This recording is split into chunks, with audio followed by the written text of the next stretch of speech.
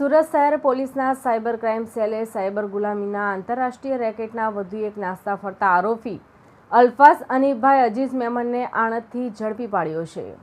આ કેસમાં અગાઉ ધરપકડ કરાયેલા અન્ય આરોપીઓ સાથે મળીને અલ્ફાઝ ભારતીય નાગરિકોને ગેરકાયદેસર રીતે મ્યાનમાર મોકલવામાં સક્રિય હતો।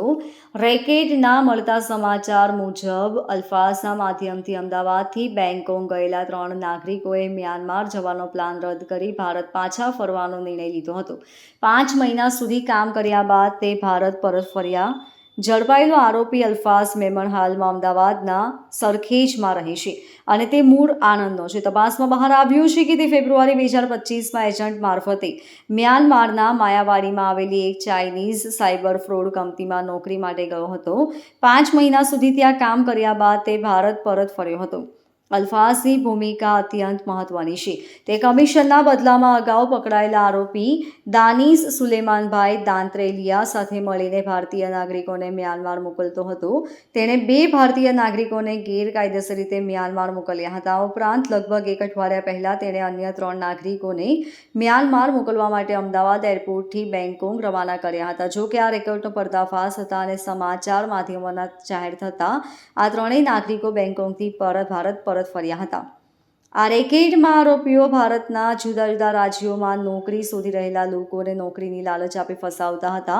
તેઓ આ લોકોને થાઇલેન્ડ મોકલીને ત્યાંથી નદી પાર કરાવીને ગેરકાયદેસર રીતે મ્યાનમારમાં દાખલ કરાવતા હતા, જ્યાં તેમને સાયબર ક્રાઇમ આચરતી ચાઇનીઝ કંપનીઓમાં ફરજ પાડવામાં આવતી હતી। આ મામલાની તપાસ દરમિયાન સુરત સાયબર સેલે આ રેકેટનું મુખ્ય આરોપીઓ નિપેન્દર ઉર્ફે નીરવ લવકુશ ચૌધર, પ્રીત રસિકભાઈ કમાણી, આશીષભાઈ રમણલાલ રાણા, અકીબ હુસેન, આસિક હુસેન સૈયદ, શશાંક યોગેન્દ્ર સક્સેના અને દાની સુલેમાનભાઈ દાંત્રોલિયાની ધરપકડ કરી હતી। હવે આ જ કડીમાં અલ્ફાઝ મેમનની ધરપકડથી આંતરરાષ્ટ્રીય રેકેટના વધુ રહસ્યો બહાર આવશે તેવી શક્યતા છે। સાયબર સ્લેવરીના રેકેટમાં અમે લોકોએ અમારી જે ટીમ છે સાયબર સેલની, એ લોકોએ 7મા આરોપીને પણ પાડ્યું છે। એમનું નામ છે અલ્ફાઝ મેમન।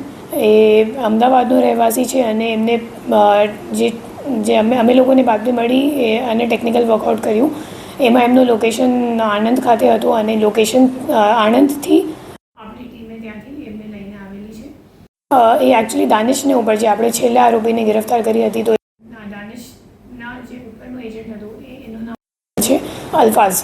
અને અલ્ફાઝ જાતે 4-5 મહિના સુધી ત્યાં કામ કરતો હતો મ્યાનમાર ખાતે, ફેબ્રુઆરીથી મઈ સુધી, અને પછી પરત ભારત આવી ગયું અને ભારત આવીને પછી એક એજન્ટ ત્યાંનો જે છે અત્યારે પણ ત્યાં જ છે, એમની સાથે સંકલનમાં હતો અને એમને મદદગારીમાં બીજા 2-3 માણસોને મતલબ અહીંયાથી મોકલ્યું છે ત્યાં।